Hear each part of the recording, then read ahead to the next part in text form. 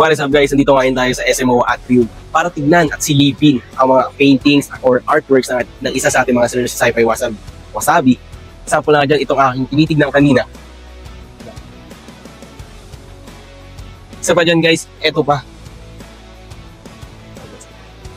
Lahat po yan ay available sa A to Z to go.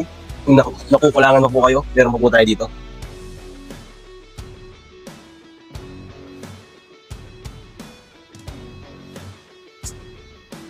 Iyon lang guys at see you again.